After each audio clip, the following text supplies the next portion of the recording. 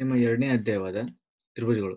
ಇದರಲ್ಲಿ ಅಭ್ಯಾಸ 2.3 ಅಲ್ಲಿ ನೀವೇನ್ ಕಲಿತೀರಾ ಅಂದ್ರೆ ಇಲ್ಲಿ ಕೆಲವು ನಿರ್ಧಾರಕ ಗುಣಗಳನ್ನು ನೀವೇನ್ ಮಾಡ್ತೀರಿ ಇಲ್ಲಿ ಕಲಿತೀರಿ. ಇದಕ್ಕೆ ಪೂರ್ವದಲ್ಲಿ ನೀವು ಅಭ್ಯಾಸ 2.2 ನಲ್ಲಿ ಏನ್ ಕಲಿತಿದ್ದೀರಾ ಅಂದ್ರೆ ಎರಡು ತ್ರಿಭುಜಗಳು ಕಾಮನ್ ಆಗಿ ಯಾವುದು ಒಂದು ಎ ಬಿ ಸಿ ಇನ್ನೊಂದು ಪಿ ಕ್ಯೂ ಆರ್ ಈ ರೀತಿ ಎರಡು ತ್ರಿಭುಜಗಳು ಕೊಟ್ಟಾಗ ಆ ತ್ರಿಭುಜಗಳ ಅನುರೂಪ ಕೋನಗಳು ಅಂದ್ರೆ ಯಾವುದು ಎ ಗೆ ಅನುರೂಪ ಕೋನ ಪಿ ಬಿ ಗೆ ಅನುರೂಪ ಕೋನ ಕ್ಯೂ ಸಿ ಗೆ ಅನುರೂಪ ಕೋನ ಆರ್ ಈ ರೀತಿ ಅನುರೂಪ ಕೋನಗಳು ಸಮವಾಗಿದ್ದು ಅಂದ್ರೆ ಕೋನ ಎ ಇಸ್ ಈಕ್ವಲ್ ಟು ಕೋನ ಪಿ ಅದೇ ರೀತಿ ಕೋನ ಬಿ ಇಸ್ ಈಕ್ವಲ್ ಟು ಕೋನ ಕ್ಯೂ ಮತ್ತು ಕೋನ ಸಿ ಇಸ್ ಈಕ್ವಲ್ ಟು ಕೋನ ಆರ್ ಈ ರೀತಿ ಅನುರೂಪ ಕೋನಗಳು ಸಮವಾಗಿದ್ದು ಮತ್ತು ಅವುಗಳ ಅನುರೂಪ ಭಾವ ಯಾವುದು ಎ ಬಿ ಗೆ ಅನುರೂಪ ಭಾವ ಪಿ ಕ್ಯೂ ಎ ಸಿ ಗೆ ಅನುರೂಪ ಭಾವ ಪಿ ಆರ್ ಮತ್ತೆ ಬಿ ಸಿ ಗೆ ಅನುರೂಪ ಭಾವ ಕ್ಯೂ ಆರ್ ಇವುಗಳ ಅನುರೂಪ ಭಾವಗಳು ಸಮಾನುಪಾತದಲ್ಲಿದ್ದರೆ ಹೆಂಗೆ ಬರೀಬೇಕು ನಾವು A B by P Q is equal to A C by P R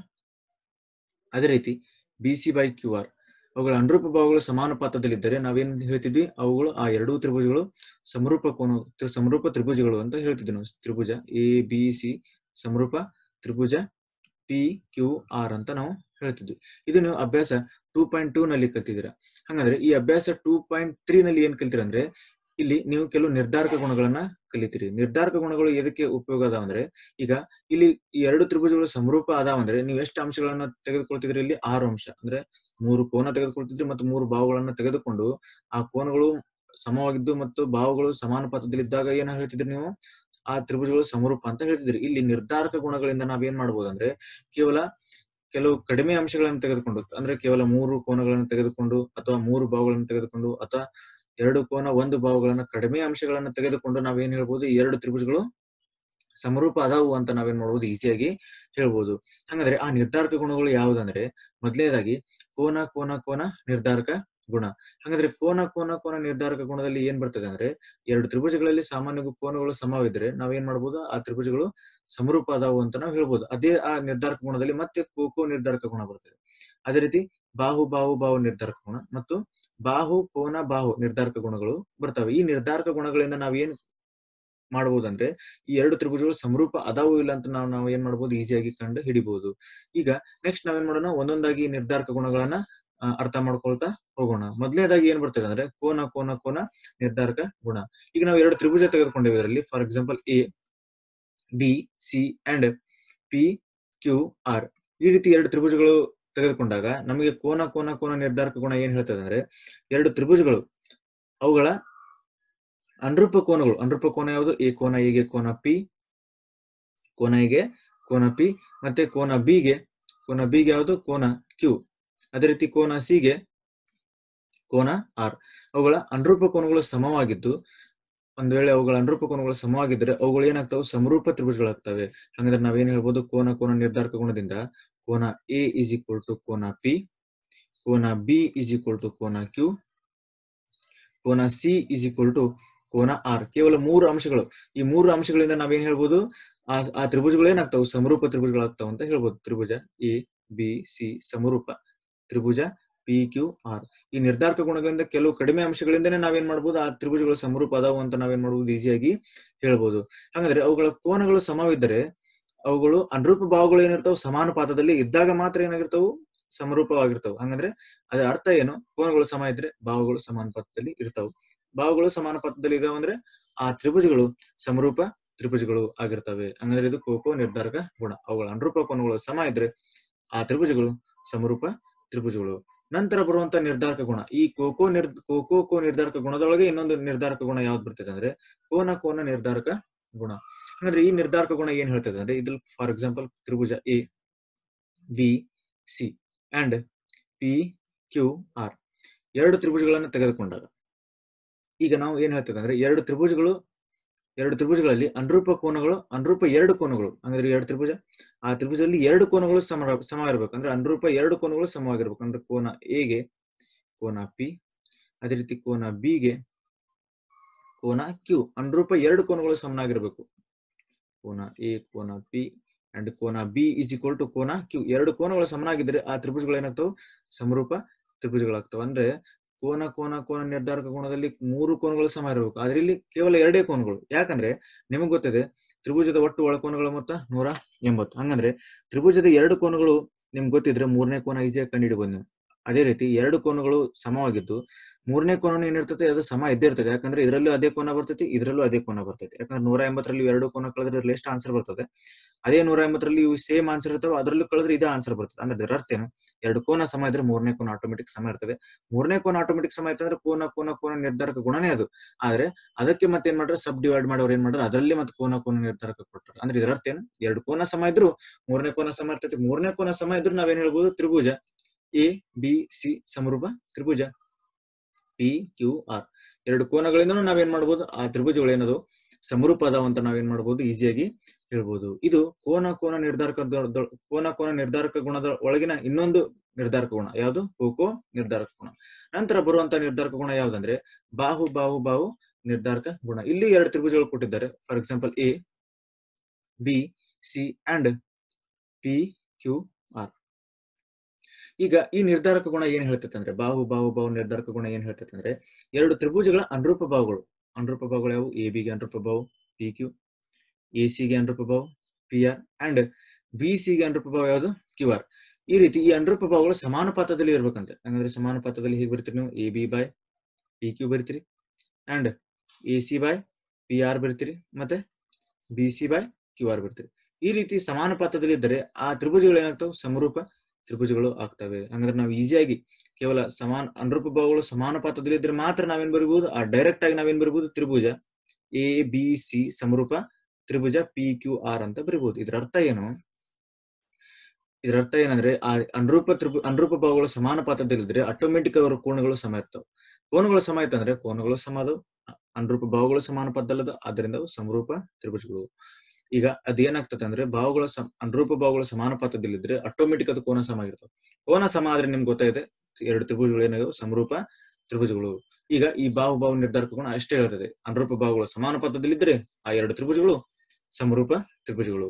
ನಂತರ ಬರುವಂತ ನಿರ್ಧಾರಕ ಗುಣ ಯಾವ್ದಂದ್ರೆ ಬಾಹು ನಿರ್ಧಾರಕ ಗುಣ. ಈ ನಿರ್ಧಾರಕ ಗುಣದಲ್ಲೂ ನಾವು 2 ತ್ರಿಭುಜ ತೆಗೆದುಕೊಳ್ಬೇಕಾಗ್ತದೆ. ಒಂದು A B C and P Q R.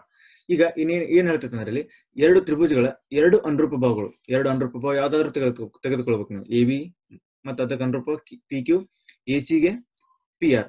ಈಗ 2 ತ್ರಿಭುಜಗಳ 2 ಅನುರೂಪ ಬಾಹುಗಳು ಸಮಾನುಪಾತದಲ್ಲಿ ಇರಬೇಕು. For example A B by P Q and A C ಮತ್ತೆ A C by P R. ಅವುಗಳ ಅನುರೂಪ ಬಾಹುಗಳು ಸಮಾನುಪಾತದಲ್ಲಿದ್ದು ಮತ್ತು ಅವುಗಳು ಒಂದು ಕೋನ ಸಮ ಇರಬೇಕು. ಫಾರ್ ಎಕ್ಸಾಂಪಲ್ ಕೋನ ಎಗೆ ಕೋನ ಪಿ ಸಮ ಇದ್ರೆ,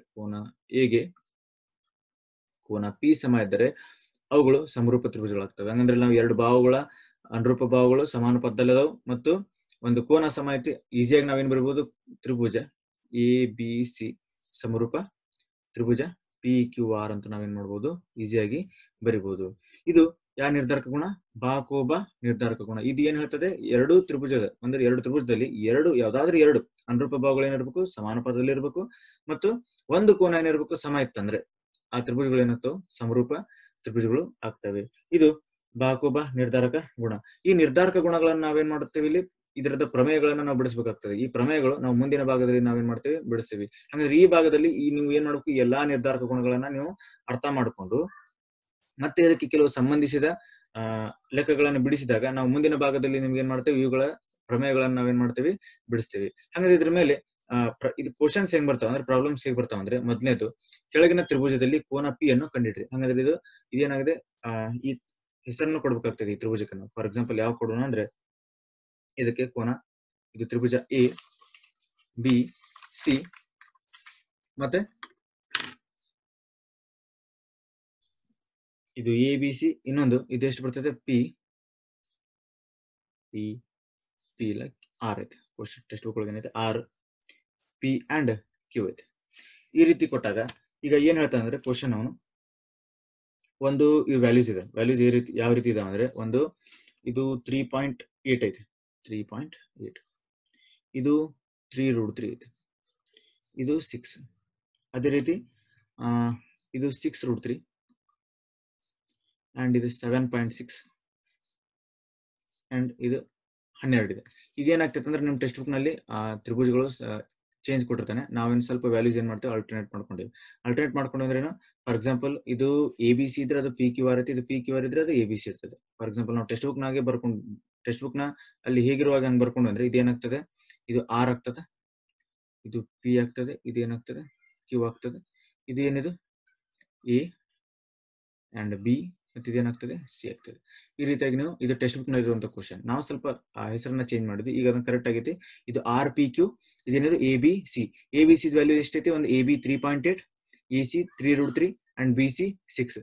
ಅಂಡ್ RPQ ನಲ್ಲಿ R ಎಷ್ಟಿದೆ 6√3, RP ಎಷ್ಟಿದೆ 6√3 ಅಂಡ್ RQ 7.6 ಅಂಡ್ PQ ಎಷ್ಟೈತೆ 12. ಈ ಕ್ವಶನ್ಸ್ ಅನ್ನು ನಾವೇನ್ ಮಾಡಬೇಕು, ಸಾಲ್ವ್ ಮಾಡಬೇಕು. ಇದರಲ್ಲಿ ಕೋನ P ಅನ್ನ ಕಂಡುಹಿಡಿಬೇಕು. ಕೋನ P is equal to question mark ಅಂದಿದ್ದಾನೆ. ಹಾಗಾದ್ರೆ ಇದನ್ನ ಹೇಗೆ ಕಂಡುಹಿಡಬೇಕು? ಈಗ ನೀವು ಈ ತ್ರಿಭುಜಗಳನ್ನ ಸರಿಯಾಗಿ ನೀವು ನೋಡಿದಾಗ ನಿಮ್ಗೆ ಏನ್ ಅನ್ಸುತ್ತಂದ್ರೆ, ಈಗ ನೀವು ಸರಿಯಾಗಿ ನೋಡಿದಾಗ ನೋಡ್ರಿ 6 ಅದ್ರ ಡಬಲ್ ಎಷ್ಟಾಗ್ತದೆ, 12 ಆಗ್ತದೆ. 3√3 ಅನ್ನ ಡಬಲ್ ಮಾಡಿದಾಗ ಎಷ್ಟಾಗ್ತದೆ, ಮಲ್ಟಿಪ್ಲೈ ಬೈ 2 ಮಾಡಿದ್ರೆ 7.6 ಆಗ್ತದೆ. 3.8 ಅನ್ನ ಡಬಲ್ ಮಾಡಿದಾಗ ಎಷ್ಟಾಗ್ತದೆ, 3.8 ಅನ್ನ ಡಬಲ್ ಮಾಡಿದಾಗ 7.6 ಆಗ್ತದೆ. 3√3 ಅನ್ನ ಡಬಲ್ ಮಾಡಿದಾಗ 6√3 ಆಗ್ತದೆ. ಹಾಗಂದ್ರೆ ನಾವಿಲ್ಲಿ ಈಸಿಯಾಗಿ ಏನ್ ಅರ್ಥ ಮಾಡ್ಕೋಬಹುದು ಅಂದ್ರೆ, ಇವುಗಳ ಅನುರೂಪ ಭಾವಗಳ ಸಮಾನುಪಾತಗಳು ಸಮನಾಗಿರ್ತವೆ. ಫಾರ್ ಎಕ್ಸಾಂಪಲ್ ಯಾವ ರೀತಿ ಅಂದ್ರೆ, ಈಗ ನೀವು ಒಂದ್ ವೇಳೆ BC ಬೈ PQ ಮಾಡಿದ್ರಿ, BC ಅಂದ್ರೆ ಎಷ್ಟು 6, PQ ಎಷ್ಟು 12. ಅದೇ ರೀತಿ ಮತ್ತೆ ನೀವು ಎದ್ರ ಡಬಲ್ 3.8 ಡಬಲ್ ಎಷ್ಟು 7.6 ಅಲ್ಲ. ಹಾಗಾದ್ರೆ ನೀವೇನ್ ಮಾಡ್ಬೋದು, AB ಡಿವೈಡೆಡ್ ಬೈ RQ ಮಾಡಿದ್ರೆ ಅದೆಷ್ಟಾಗ್ತದೆ 3.8 ಅಂಡ್ 7.6 ಆಗ್ತದೆ. ಅದೇ ರೀತಿ AC ದ ಡಬಲ್ ಎಷ್ಟು 6√3 ಅಲ್ಲ, RP. ಹಾಗಾದ್ರೆ ನೀವೇನ್ ಮಾಡ್ಬೋದು, AC ಡಿವೈಡೆಡ್ ಬೈ RP ಮಾಡಿದ್ರೆ ಅದೆಷ್ಟು, ಒಂದು 3√3 ಐತಿ, ಇದು ಎಷ್ಟೈತೆ 6√3. ಇನ್ನೊಂದು ಮಾಡಿದಾಗ ಕ್ಯಾನ್ಸಲ್ ಮಾಡಿದಾಗ 6 1 0 6 2 0 ಅಂದ್ರೆ 1/2 ಬರ್ತದೆ. ಇದು ಎಷ್ಟು ಬರ್ತದೆ 1/2 ಬರ್ತದೆ. ಮತ್ತೆ ಇದೆಷ್ಟು √3 ಕ್ಯಾನ್ಸಲ್, 3 1 0 3 2 0 ಅದು ಎಷ್ಟಾಗ್ತದೆ 1/2. ಹಾಗಾದ್ರೆ ಅವುಗಳ ಅನುರೂಪ ಭಾವಗಳ ಸಮಾನುಪಾತದಲ್ಲಿ ನೋಡ್ರಿ 1/2 1/2 1/2. ಹಾಗಾದ್ರೆ ಈಗ ನೀವು ಯಾವ ಸಿದ್ಧಾಂತವನ್ನು ಯೂಸ್ ಮಾಡ್ಕೊಂಡ್ರೆ, ಯಾವ ನಿರ್ಧಾರಕ ಗುಣವನ್ನು ಯೂಸ್ ಮಾಡ್ಕೋಬೇಕಂದ್ರೆ, ಬಾ ಬಾ ಬಾ ಬಾ ಈ ನಿರ್ಧಾರಕ ಗುಣವನ್ನು ಬಳಸ್ಕೋಬಹುದು ನೀವು. ಹಾಗಾದ್ರೆ ಬಾ ನಿರ್ಧಾರಕ ಗುಣದಿಂದ ಏನಾಗ್ತದೆ ಅಂದ್ರೆ, ಎರಡು ತ್ರಿಭುಜಗಳಲ್ಲಿ ಅನುರೂಪ ಭಾವಗಳು ಸಮಾನುಪಾತದಲ್ಲಿ ಇದ್ರೆ ಈಸಿಯಾಗಿ ನಾವೇನ್ ಬರೀಬಹುದು, ಆ ತ್ರಿಭುಜಗಳ ಯಾವ ತ್ರಿಭುಜ RPQ, ತ್ರಿಭುಜ RPQ ಸಮರೂಪ ಇದಕ್ಕೆ ತ್ರಿಭುಜ ABC ಬರೀಬಹುದು. ಇಲ್ಲಿ ನೋಡ್ರಿ, ಒಂದ್ ವೇಳೆ ನೀವು ಏನಾದ್ರೂ RPQ ಬದಲು ಏನಾದ್ರೂ PQR ಬದಲಂದ್ರೆ ಪೂರ್ತಿ ಏನಾಗ್ತದೆ, ಇದು ತಪ್ಪಾಗ್ತದೆ. ಯಾಕಂದ್ರೆ ಕೋನ R ಗೆ ಕೋನ A ಈಕ್ವಲ್ ಇರ್ತದೆ, ಕೋನ P ಗೆ ಕೋನ B ಈಕ್ವಲ್ ಇರ್ತದೆ, ಕೋನ Q ಗೆ ಕೋನ C ಈಕ್ವಲ್ ಇರ್ತದೆ. And RP divided by AB ಅದು, ಮತ್ತೆ PQ ಡಿವೈಡೆಡ್ ಬೈ BC ಆಗ್ತದೆ. ನೀವೇನಾದ್ರೂ ಇಲ್ಲಿ RPQ ಬದಲಿ PQR ಬದಲಂದ್ರೆ ಪೂರ್ತಿ ಏನಾಗ್ತದೆ, ಅನುರೂಪ ಕೋನಗಳು ಚೇಂಜ್ ಆಗ್ತವೆ ಮತ್ತು ಅನುರೂಪ ಭಾವಗಳು ಏನಾಗ್ತವೆ ಇಲ್ಲಿ ಚೇಂಜ್ ಆಗ್ತವೆ. ಅದಕ್ಕೆ ಅದು ಏನ್ ಮಾಡ್ಬೇಕು, ಸಿರೀಸ್ ಒಳಗೆ ಏನ್ ಮಾಡ್ಬೇಕು, ಇಲ್ಲಿ ಬರಿಬೇಕಾಗ್ತದೆ. ಹಾಗಾದ್ರೆ ತ್ರಿಭುಜ RPQ ಸಮರೂಪ ತ್ರಿಭುಜ ABC. ಯಾವ ನಿರ್ಧಾರಕ ಗುಣ, ಬಾಹು ನಿರ್ಧಾರಕ ಗುಣದಿಂದ ನಾವೇನ್ ಮಾಡ್ಬೋದು, ಈಸಿಯಾಗಿ ಹೇಳ್ಬೋದು. ಹಾಗಾದ್ರೆ ನಮಗೇನ್ ಬೇಕು, ಇದು ಸಮರೂಪ ಆಯ್ತು, ನಮಗೇನ್ ಬೇಕು, ಕೋನ P ಬೇಕು. ಹಾಗಾದ್ರೆ ಕೋನ P ಬೇಕಂದ್ರೆ ನಾವೇನ್ ಮಾಡ್ಬೋದು ಅಂದ್ರೆ, ಈಗ ನಮಗೇನು ಈ ಎರಡು ತ್ರಿಭುಜಗಳು ಸಮರೂಪ ಆಯ್ತು ಅಂತ ಗೊತ್ತಾಯ್ತು. ಸಮರೂಪ ಆಯ್ತು ಅಂದ್ರೆ ಅವುಗಳ ಅನುರೂಪ ಕೋನನು ಏನಿರ್ತಾವ, ಸಮ ಇರ್ತಾವ. ಅನುರೂಪ ಕೋನಗಳು ಏನಿರ್ತಾವ, ಸಮ ಇರ್ತಾವ. ಯಾಕಂದ್ರೆ ನಿಮ್ ಪ್ರಮೇಯ 2.1 ಅಲ್ಲಿ ಕಲ್ತಿದ್ರ, ಅನುರೂಪ ಭಾವಗಳು ಸಮಾನುಪಾತದಲ್ಲಿ ಇರಬೇಕು ಮತ್ತು ಅನುರೂಪ ಕೋನಗಳು ಸಮ ಇದ್ರೆ ಆ ತ್ರಿಭುಜಗಳು ಏನಾಗ್ತಾವು, ಸಮರೂಪ ಆಗ್ತವೆ. ಆದ್ರೆ ಇಲ್ಲಿ ಸಮರೂಪ ಆಗೇ ಬಿಟ್ಟವು. ಆಟೋಮೆಟಿಕ್ ನಾವೇನ್ ತಿಳ್ಕೊಬಹುದು, ಅನುರೂಪ ಕೋನಗಳು ಏನದವು, ಸಮ ಅದಾವ. ಅನುರೂಪ ಕೋನಗಳು ಸಮ ಇದ್ರೆ ಎದಕ್ಕೆ ಸಮ ಅದಾವ, ಕೋನ R ಗೆ ಕೋನ A ಈಕ್ವಲ್ ಐತಿ, ಅಂಡ್ ಕೋನ P ಗೆ ಕೋನ B ಈಕ್ವಲ್ ಐತಿ, ಅಂಡ್ ಕೋನ Q ಗೆ ಕೋನ C ಈಕ್ವಲ್ ಐತಿ. ಈಗ ಹಂಗಂದ್ರೆ ನಮಗೆ ಕೋನ R ಈಕ್ವಲ್ ಟು A, ಕೋನ R A ಅಂದ್ರೆ ಟೆಕ್ಸ್ಟ್ ಬುಕ್ ನಲ್ಲಿ ನಿಮ್ಗೆ ಎಷ್ಟು ಕೊಟ್ಟಿದ್ದಾನೆ ಅಂದ್ರೆ, ಈ ಮೊದಲನೇ ತ್ರಿಭುಜದಲ್ಲಿ ಏನ್ ಕೊಟ್ಟಿದ್ದಾನೆ ಅಂದ್ರೆ, ಈ ತ್ರಿಭುಜದಲ್ಲಿ ABC ಅಲ್ಲಿ ಕೊಟ್ಟಿದ್ದಾನೆ. ಕೋನ A ಎಷ್ಟು ಕೊಟ್ಟಿದ್ದಾನೆ, 80 ಕೊಟ್ಟಿದ್ದಾನೆ. ಅಂಡ್ ಕೋನ B ಎಷ್ಟು ಕೊಟ್ಟಿದ್ದಾನೆ, 60 ಕೊಟ್ಟಿದ್ದಾನೆ. ಹಾಗಾದ್ರೆ ಈ ಎರಡು ಕೋನಗಳಿಂದ ನಾವೇನ್ ಮಾಡಬಹುದು, ಕೋನ P ನ ಕಂಡು ಹಿಡಿಬೇಕು. ಹಾಗಾದ್ರೆ ಕೋನ A 80 ಆಯ್ತು ಅಂದ್ರೆ ಕೋನ R ನು ಎಷ್ಟಾಗ್ತದೆ, 80 ಆಗ್ತದೆ. ಗಿವನ್ ಇದು 80 60 ಕೊಟ್ಟಿದ್ದು. ಇದನ್ನ ನಾವು ಈಗ ಸದ್ಯಕ್ಕೆ ಮಾಡಿದ್ವಿ, ಈಗ ಹಚ್ಚಿದ್ದೇವೆ. ಈ ಕೋನ 80 60 ಮೊದ್ಲಿತ್ತ, ಇದು ಕೋನ 80 60 ಇತ್ತು ಅಂದ್ರೆ ಈಗ ಕೋನ A ಈಕ್ವಲ್ ಟು ಏನಾಗ್ತದೆ, ಕೋನ R ಆಗ್ತದೆ. ಅಥವಾ ಇಲ್ಲಿ ಏನ್ ಬರ್ತದೆ, ಕೋನ R ಈಕ್ವಲ್ ಟು ಕೋನ A. ಯಾಕೆ ಹೇಳ್ರಿ, ಅವು ಸಮರೂಪ ತ್ರಿಭುಜಗಳು. ಹಾಗಾದ್ರೆ ಕೋನ A 80 ಆಯ್ತು ಅಂದ್ರೆ ಕೋನ R ನು ಎಷ್ಟು, 80. ಇಲ್ಲಿ ನೋಡ್ರಿ, ಕೋನ R ನು ಎಷ್ಟು, 80. ಅದೇ ರೀತಿ ಕೋನ P B ನಮ್ಗೆ ಗೊತ್ತಿಲ್ಲಲ್ಲ. ಕೋನ Q ಎಷ್ಟು, ಕೋನ Q ಗೊತ್ತಿಲ್ಲ. ಕೋನ ನಮಗೆ ವೇಟ್ ಮಾಡ್ರಿ, ಕೋನ Q ಗೆ ಸಮರೂಪ ಆದೈತಿ, C ಐತೆ. ಹಾಗಾದ್ರೆ ಕೋನ B ಅಂದ್ರೆ ನಾವೇನ್ ಚೇಂಜಸ್ ಮಾಡ್ಕೋಬೇಕಂದ್ರೆ, ಕೋನ R ಗೆ ಕೋನ A ಕರೆಕ್ಟ್ ಐತಿ, ಕೋನ P ಗೆ ಏನೈತಿ, ಕೋನ B ಐತಿ. ಕೋನ ಪಿ ಗೆ ಕೋನ ಯಾವ್ದೈತಿ ಬಿ ಐತಿ, ಮತ್ತೆ ಕೋನ ಕ್ಯೂ ಗೆ ಏನೈತಿ ಕೋನ ಸಿ ಐತಿ. ಹಂಗಂದ್ರೆ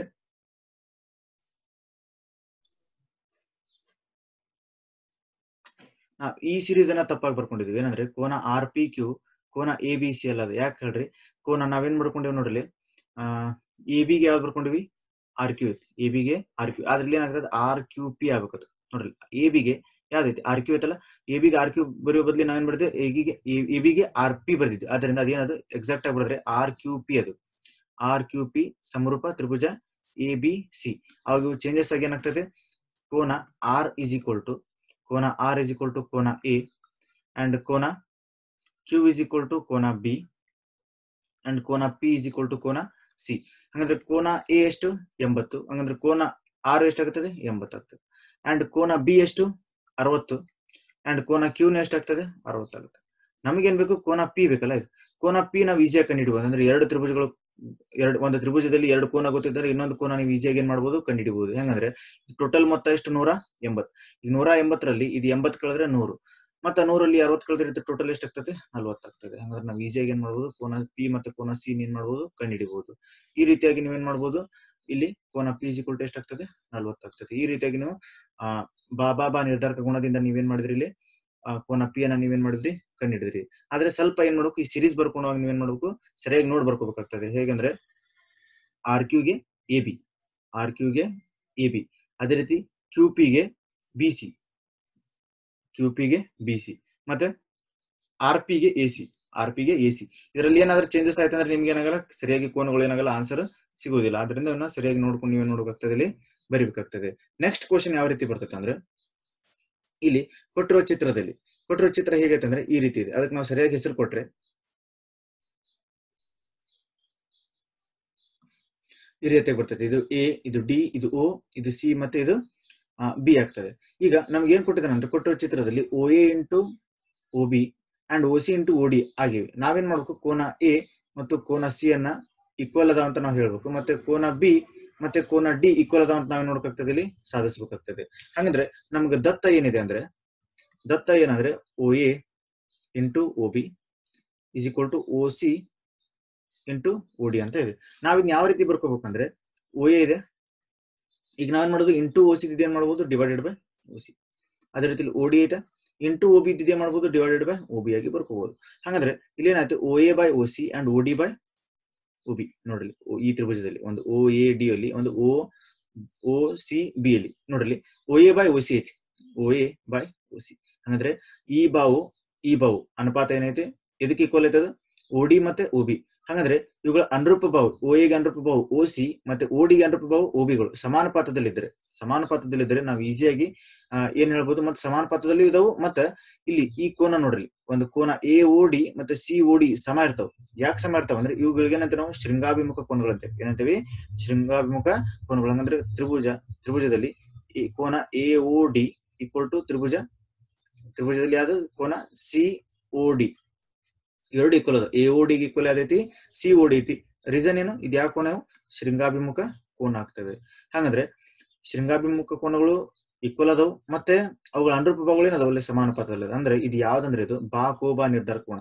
ಬಾಕೋಬಾದಲ್ಲಿ ಏನ್ ಹೇಳಿದೆ ಅಂದ್ರೆ, ಎರಡು ತ್ರಿಭುಜದಲ್ಲಿ ಎರಡು ಬಾವುಗಳ ಅನುರೂಪ ಭಾಗಗಳು ಏನಿರ್ಬೇಕು ಸಮಾನುಪಾತದಲ್ಲಿ ಇದ್ದು ಒಂದು ಕೋನ ಸಮ ಐತಂದ್ರೆ ಆ ತ್ರಿಭುಜಗಳು ಏನಾಗ್ತವೆ ಸಮರೂಪ ತ್ರಿಭುಜಗಳು ಆಗ್ತವೆ. ಹಂಗಂದ್ರೆ ನಾವೇನ್ ಬರಬಹುದು, ತ್ರಿಭುಜ ಎ ಓ ಡಿ ಸಮರೂಪ ತ್ರಿಭುಜ ಸಿ ಓ ಡಿ ಅಂತ ನಾವು ಬರಿಬಹುದು. ನೋಡ್ರಿ ಹೀಗೆ ಇದೇ ರೀತಿಯಾಗಿ ಬರಿಬೇಕಂದ್ರೆ ನಿಮ್ಗೆ ಸರಿಯಾಗಿ ಅರ್ಥ ಇರಬೇಕು. ಎ ಓಗೆ ಸಿ ಓ, ನೋಡ್ರಿ ಎ ಓಗೆ ಸಿ ಓ ಮತ್ತೆ ಓಡಿಗೆ ಓ ಬಿ ನೀವು ಸಿರೀಸ್ ಚೇಂಜ್ ಮಾಡಂಗಿಲ್ಲ. ಎ ಓ ಬಿ ಬರೋದು ಮತ್ತೆ ಇಲ್ಲಿ ಬಿ ಓ ಸಿ ಬರೆಯಂಗಿಲ್ಲ. ನೀವು ಎ ಓ ಡಿ ಬರದೇ ಬರಬೇಕು, ಇಲ್ಲಿ ಸಿ ಓ ಬಿ ನೇ ಬರಬೇಕಾಗ್ತದೆ. ಸಿ ಓ ಬಿ ನೋಡ್ರಿ, ಓ ಎಗೆ ಓ ಸಿ ಅಂಡ್ ಓಡಿಗೆ ಓ ಬಿ ಈ ರೀತಿಯಾಗಿ ಏನ್ ಮಾಡ್ತದೆ, ಇವು ಸಮರೂಪ ತ್ರಿಭುಜಗಳು ಆಗ್ತವೆ. ಸಮರೂಪ ತ್ರಿಭುಜಗಳು ಆಗ್ಯಾವ ಅಂದ್ರೆ ಆಟೋಮೆಟಿಕ್ ಅವುಗಳ ಕೋನಗಳು ಏನಿರ್ತಾವ ಸಮ ಇದ್ದೇ ಇರ್ತಾವ. ಹೆಂಗ್ ಸಮ ಇರ್ತಾವ ಅಂದ್ರೆ, ಕೋನ ಎಗೆ ಸಮ ಯಾವುದು ಕೋನ ಸಿ ಅಂಡ್ ಕೋನ ಡಿ ಗೆ ಸಮ ಯಾವುದು ಕೋನ ಬಿ ಅಂಡ್ ಈಗ ನಾವು ಈಗಾಗಲೇ ನೋಡ್ರಿ ಅದು ನಮ್ಗೆ ಸಾಧಿಸುವುದು ಅದೇ ಕೊಟ್ಬಿಟ್ಟಾನ. ಕೋನ ಎಗೆ ಸಿ ಸಾಧಿಸ್ಬೇಕು, ಕೋನ ಬಿ ಗೆ ಡಿ ಸಾಧಿಸ್ಬೇಕು. ಅಂದ್ರೆ ಅವುಗಳ ಸಮರೂಪ ತ್ರಿಭುಜ ಅದಾವ ಅಂದ್ರೆ ಅವುಗಳ ಕೋನಗಳು ಸಮ ಇದ್ದೇ ಇರ್ತಾವ. ಆದ್ರಿಂದ ನಾವು ಈಸಿಯಾಗಿ ಏನ್ ಬಿಡಬೇಕು, ಕೋನ ಎಗೆ ಸಿ ಅಂಡ್ ಕೋನ ಕೋನ ಡಿಗೆ ಕೋನ ಬಿ ನೆಕ್ಸ್ಟ್ ಏನ್ ಬರಬಹುದು ಸಾಧಿಸಿದೆ ಅಂತ ನಾವೇ ನೋಡ್ತೀವಿ.